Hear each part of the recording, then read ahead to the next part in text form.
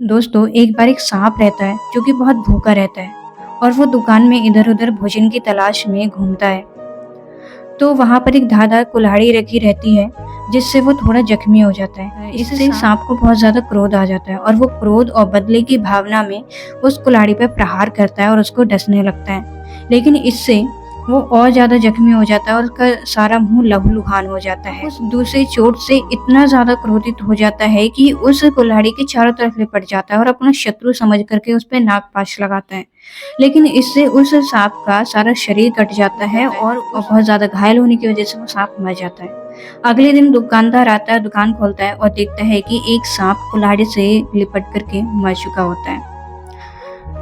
तो कहानी तो यहीं खत्म हो जाती है, लेकिन इसका कहने का अर्थ क्या है, ये आपको क्या समझाना चाह रही हूँ कि जो सांप था ना, वो किसी और के कारण नहीं बल्कि खुद के कारण मरा था, खुद के क्रोध के कारण मरा था। कभी-कभी हम गुस्से में आग बबूला होकर के दूसरों का नुकसान करना चाहते हैं, लेकिन इससे हमारा खुद का ही नुकसान हो जाता है। ज़रूरी नहीं है कि हम हर बात पर प्रतिक्रिया दें।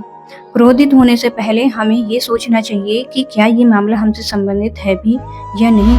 क्रोध इंसान का सबसे बड़ा शत्रु होता है और इसे काबू में रखना बहुत ज़्यादा ज़रूरी होता है, क्योंकि एंगर में अगर हम डीज होते तो ये डेंजर बन जाता है। क्रोध कभी किसी का भी भला नहीं कर सकता है, इससे हमेशा नुकसान ही होता है, इससे हमेशा बर्बादी ही होती है। जब तक के लिए राधे राधे।